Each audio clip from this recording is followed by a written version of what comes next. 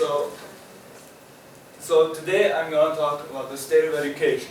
So education might not be a topic that you really associate with me if you guys know me well, but it's actually a topic I think about quite often. So we here are students. You're a student and you're a student. Everybody here is a student except for him. I'm also a student. Okay, he was a student and he's probably still a student sometimes at university. But basically we're all students, at least in this class, in some way or another. So that's one similarity. So except for him, another similarity is that we all are in the same grade. We're all in the third year of middle school. Coincidence? I don't think so. So basically we seem to have many similarities, but are we actually all the same? Who would say that we are actually all the same? Basically, same as in intelligence, knowledge, or academic ability. Exactly. No one says so. So what I'm trying to say here is that not everyone is the same. Yet schools are planned in a way that technically we all should be the same. We all get taught at the same pace, and we all learn the same things.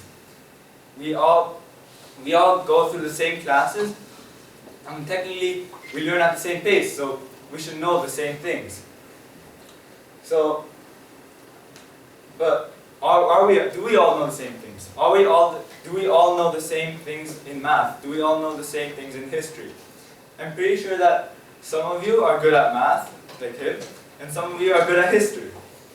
And some of you are good at all of them. But basically, people are different. We're not all the same, because when you're in school, technically if you think about it, we all should be the same. We all should all be learning at the same pace. But look at a typical class. Look at these students. Usually you can see that there are basically 4 different types of students. First, there are 2 types that are concentrating on the class. This is usually because they understand the class and they're liking what they're learning. Secondly, the other person that's concentrating on the class is that they're coming to grips with the subject, but they're still struggling a bit. Then there are the people that are bored out of their minds, not caring about what they're learning, what the teacher's talking about right now, because basically they know the subject already and don't think there's a point in being here right now. Or they didn't know him before and they completely gave up on the whole subject. But it shouldn't be like this. Why should some people have to? Why should some people have to be able to? Why should some people have to not be able to learn because for example, they missed a class, say? And why should people have to be held back when they already know the subject? I think that there's a flaw in the system of general schools. Basically, it's that people are put into grades depending on their age. Ignore this bit because it doesn't really apply to our school. But as you can see from this, for example, in our case, we're basically 14 to 15 years old, so we have to be in grade 9. Even if we understand all the material when we're 15, we can't go to grade 10 and learn more material or grade 11. And if we hadn't understood what we learned in grade 8, we can't go back. The curriculum keeps on going, and it's not stopping for us and waiting for us. So, if we fall back once, there's a big chance that we can't catch up to them, no matter what, because we have to study more and more at once. So, what do I propose to solve this problem? What I propose is a system that's loosely based on our age, where we can be in a grade based on our age, but it's not strictly only age. It's more a system based on knowledge and what we know. So, a student has 3 options. First, they can normally stay in the class if they think that the class is perfect for them and that they're understanding it. But if they missed out before and they're not understanding the class, they have an option to drop out of the class, to take an easier class so they can catch up to the people that are in that class in the normal class right now. Or if they find that they understand everything that they are taking right now, they can take the test and leave. So, and basically not have to participate in the class because they have proved that they've understood everything.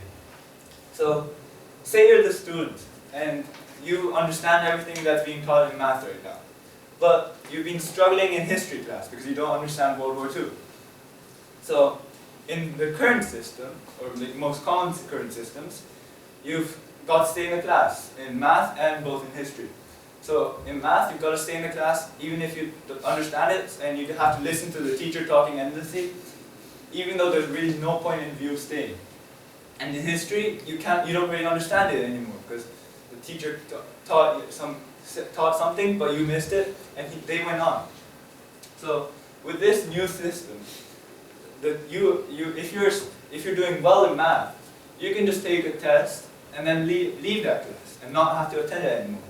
So, and then you can use that time effectively to go to a different class, to study more higher levels of, for example, in this case, math. Or you can you can use that time to study history, or take a easier class in history, so you can catch up to the other students in the normal history class. This way, people don't have to be held back by classes that they understand, or put down by classes that they don't understand yet. So to sum it up, basically what I think is that there's a flaw in the school system where schools are teaching people many things, trying to cater to many people at different levels. But by doing that, they're only catering to a few people, which causes that problem that some students who understand the material don't get or wasting their time attending class because they have to. And some students are wasting time in a different way, as in they don't understand their class anymore. So to solve it, I proposed a system that's based on knowledge and what they know rather than what their age. So I'd like to end on this quote by Tova Bella, who's an Indonesian writer. If you hate difference, you'll be bored to death. So if school systems, I think this could be applied to what I'm talking about, where if the school systems don't want people in different places, and the students are going to be bored in the class and not know what they're going to do. Thank you.